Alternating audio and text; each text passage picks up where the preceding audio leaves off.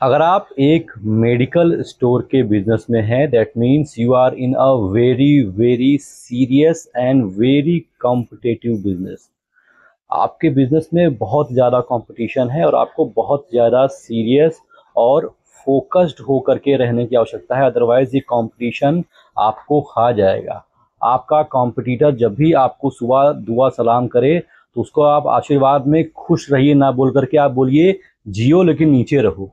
मैं बिल्कुल सही कह रहा हूँ, जियो लेकिन नीचे रहो। आपके कॉम्पिटिटर जब तक आपसे नीचे रहेंगे तभी तक आप सर्वाइव कर पाएंगे। और स्पेशली अगर आप एक ऐसे मेडिकल स्टोर वाले हैं जो खुद से प्रैक्टिस करते हैं, तो भाई साहब आपके लिए चीज़ें और ज़्यादा सीरियस रखने और सीरियसली देखने की आवश्यकता है। आज की इस वीडियो में आपको बताऊंगा कि अगर आप खुद से प्रैक्टिस करते हैं तो आपको वो कौन सी 3 चीज़ें हैं जिन पर आपको बहुत ज़्यादा ध्यान देने की आवश्यकता है।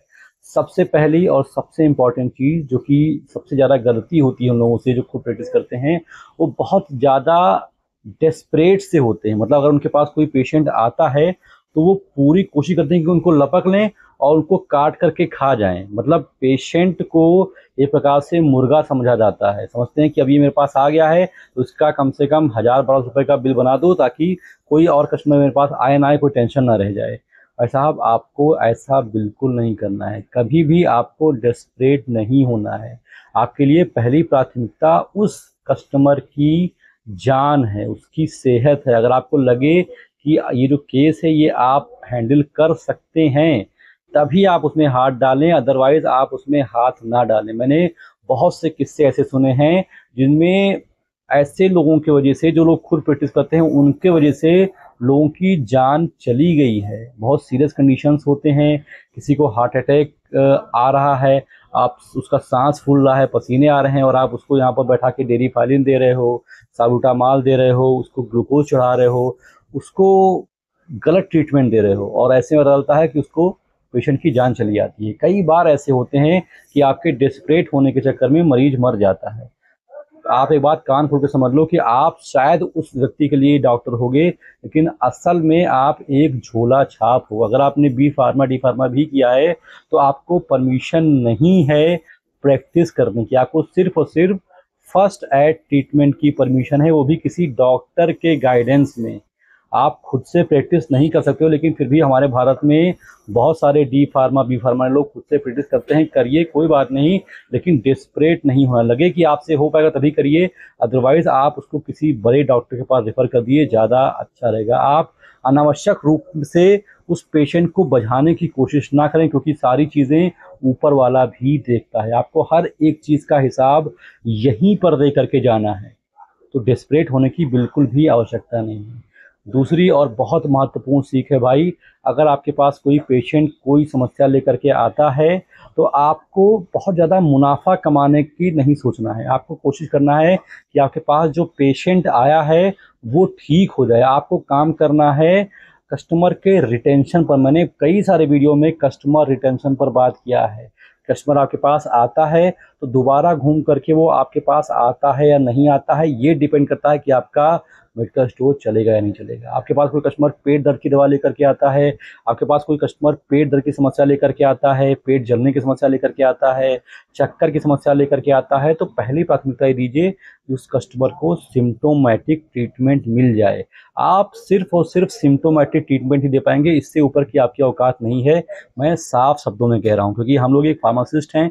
हम लोग अगर सिम्टोमेटिक ट्रीटमेंट भी दे जाएं तो हम लोगों ने अपना 80-90% काम कर दिया है। तो हमें कोशिश करना है कि पेशेंट को सिम्टोमेटिक ट्रीटमेंट तो एट अ टाइम मिल ही जाए। अब ऐसा ना हो कि आपने ज़्यादा मुनाफे चक्कर में उसको जेनरिक दवाइयाँ दे दी हैं और जिन दवाओं की क्वालिटी घटिया होती है, पेशेंट दवा खाई, उसको आराम नहीं मिला। अगर पेशेंट ने दवा खाई, उसको आराम नहीं मिला, तो वो दोबारा आपके पास कभी भी लौट कर नहीं आएगा। तो जो मेन दवा है, जैसे पेट की दवा, उल्टी की दवा, चक्कर की दवा, जो उसको मेन समस्या है वो हमेशा पेशेंट दे ताकि वो काम करे।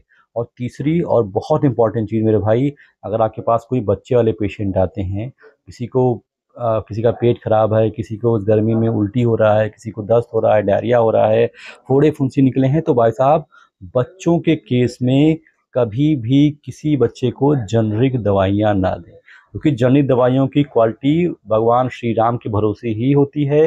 और श्री राम भगवान के भरोसे तो चलो बहुत अच्छी बात है, भगवान श्री राम के भरोसे रहेंगे तो भगवान तो नैया पार कर देते हैं। भगवान श्री राम के भरोसे नहीं, मैं अपने शब्द वापस लेता हूँ, मतलब बहुत थर्ड क्वालिटी की होती है जो जनरल दवाइयाँ होती हैं। उनकी वो समझ लो कि क्या बोलते थे उसको, वो था नटवर लाल, नटवर लाल के भरोसे होती है। जो जन दवाइयाँ होती हैं भगवान श्री राम नहीं, नटवर लाल के भरोसे होती हैं। एक पत्ते में एक टैबलेट काम करेगी, अगली टैबलेट काम नहीं करेगी, तीसरी काम करेगी, चौथी काम नहीं करेगी।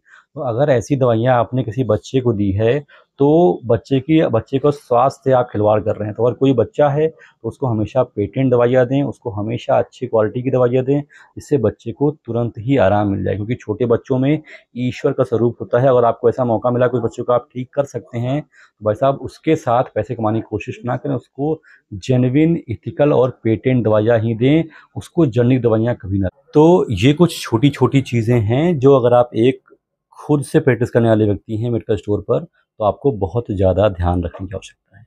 इसके अलावा आपको एक चीज़ और बतानी है कि अगर आप एक मेडिकल स्टोर खोलने का प्लान कर रहे हैं, अभी आपको मेडिकल स्टोर खोलना है लेकिन आप उसके विषय में एकदम फ्रेशर व्यक्ति हैं, तो ऐसे लोगों के लिए मैंने एक कोर्स लॉन्च किया है जिसका नाम है शिवनीता मेडिकल स्टोर कोर्स। इस कोर्स में मैं आपको बताता हूँ कि मेडिकल स्टोर किस तरीके से खोला जाए, प्रॉपर वे मैंने उसमें डिस्क्राइब किया है। तो अगर आपको मेडिकल स्टोर खोलना है तो ये कोर्स आपके लिए बहुत ज़्यादा महत्वपूर्ण हो सकता है। इस कोर्स का दाम मैंने मात्र 50 रुपये रखा है ताकि ये पॉकेट फ्रेंडली रहे और मेरे ज़्यादा से ज़्यादा दर्शकों तक ये आराम से पहुंच सके जिनको मेडिकल स्टोर खोलना है। इस कोर्स का लिंक मैंने डिस्क्रिप्शन में दे रखा है।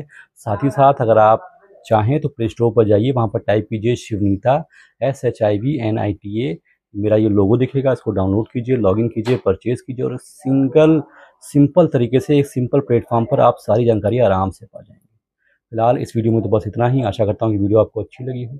अच्छी लगे इसको लाइक कर दीजिए, ऐसी वीडियोज़ आप और देखना चाहते हैं चैनल को सब्सक्राइब कर दीजिए। फिलहाल अभी तक मेरे साथ इतने धैर्य से बने रहने के लिए आप सभी का बहुत बहुत शुक्रिया।